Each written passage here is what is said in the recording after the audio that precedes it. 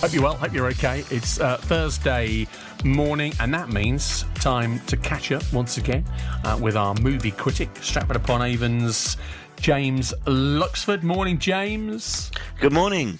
How's life been? All right? Not too bad, thanks. We had the Shakespeare's birthday celebrations up here in Stratford the other day, so lots of people there, lots of celebrities actually. A bit of Hollywood glamour. Kenneth Branagh and Dame Judi Dench came to open up the new statue in town. So a bit of Hollywood in Stratford. It was great. I was down there with the microphone last Friday, managed to catch them both. I don't know whether you saw any footage of them trying to herd the sheep, James, on Sheep Street.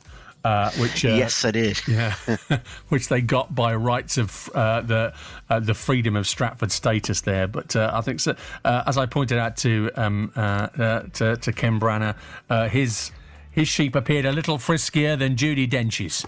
But I don't think the shepherds of Stratford have got anything to worry about from their herding skills, certainly on the evidence displayed last Friday. James is here to give us their good, bad and on-demand picks for movies across Coventry and Warwickshire this week. We're going to start with your good. What's this all about? My good is The Northman in cinemas now, a gritty action film about the prince of an ancient kingdom who returns from exile to avenge his father's death. You must choose between kindness for your kin or hate for your enemies. Your strength breaks men's bones. I have the cunning to break their minds. And night by night, we will carry out my pledge of vengeance. I will avenge you, Father. I will avenge you, Father. Oof, quite the all-star cast in this, isn't it? It really is. Alexander Skarsgård, who you just heard there, playing the lead as the prince in Search of Vengeance, and Nicole Kidman, Anya Taylor-Joy, a lot of great actors in this, and I really liked it. It's from Robert Eggers, the director of The Witch and The Lighthouse, and so it has that dark, gritty style, but given a bit more of a Hollywood budget and a lot more scale. It won't be for everyone, but for me it felt like a cross between, the TV show Vikings and the movie Gladiator. So if you enjoyed those, you'll enjoy this. I think it's something a little bit different. We're getting to summer where there's a lot of sort of polished blockbusters. This is something a bit grittier and a bit more interesting.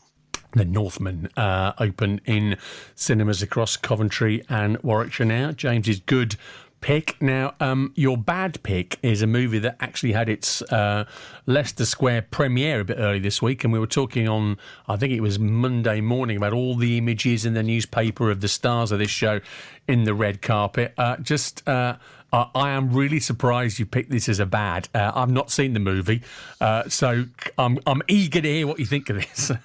Yeah, I'm not going to win any new fans with this, I don't think. But my bad is Downton Abbey, A New Era in cinemas Friday.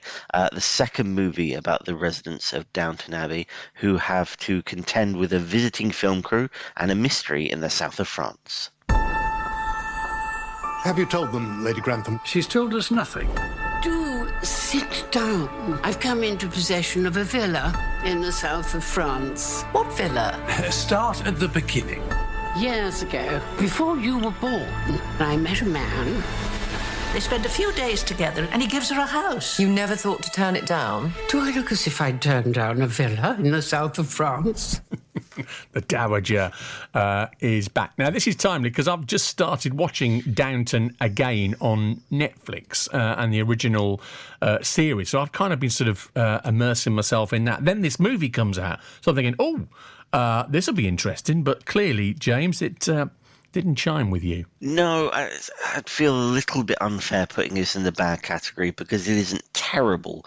But I watched this and the whole time I was wondering just, what this brings to the story. It's essentially a chance to catch up with the characters rather than doing anything new. There's nothing that shocking.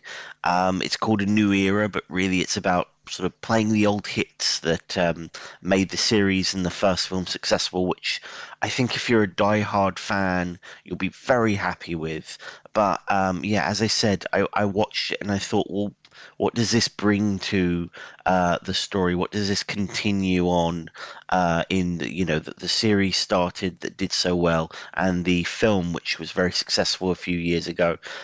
Yeah, I think it's just a case of a sort of a sequel that we didn't really need. But I think if you are desperate to go back to Downton Abbey, this might do something for you. Okay, but unfortunately, another case of a sequel that probably is a sequel too far. All right, happier ground for your on-demand pick this week. My on-demand is The Imitation Game on iPlayer now. Benedict Cumberbatch plays Alan Turing, the genius who would invent a way to decode Nazi messages and save countless lives during World War II. Who are you? Alan Turing, one of the best mathematicians in the world. Welcome to Enigma. It's the greatest encryption device in history. The Germans use it for all major communications. 159 million possible settings. It's unbreakable. Let me try, and we'll know for sure. It is brilliant, isn't it? Oh, yes, I think this is great. I think this is Benedict Cumberbatch at his very best for my money. The story is intriguing, showing the man behind the work. And, it's a great movie, but I think it went a long way toward putting Alan Turing's efforts into the public eye and sort of rightfully restoring him as a national hero after being mistreated by the country due to his sexuality towards the end of his life. And since this film came out, he was named the greatest person in the 20th century in a BBC show. And of course, he was put on the £50 note. It probably would have happened eventually, but I think a great film gives people a picture to put to history. And this does that. Incredible acting, a really good story. Keira Knightley's in it as well as one of the team. And I just think considering it is, potential to be quite a dry story, with a lot of mathematics, a lot of technical aspects to it. They really managed to sort of put across the stakes and create something that have you on the edge of your seat, I think. And a great example, isn't it, of how cinema and a great movie, as you say, played by a great and a great role played by a great actor can elevate someone in the public eye and almost, if you like, bring them full circle, and find solace where there wasn't one before. Rehabilitate, that's the word I wanted. Good stuff, James. Really good stuff. Imitation Game on the iPlayer now. Also, as always, good to hear from you, and we'll catch up again next week. Thanks very much. Thank you. James Luxford with their good, bad, on-demand choices for this week. Movie critic in Stratford-upon-Avon with us every Thursday morning on CWR. Bring you up to date.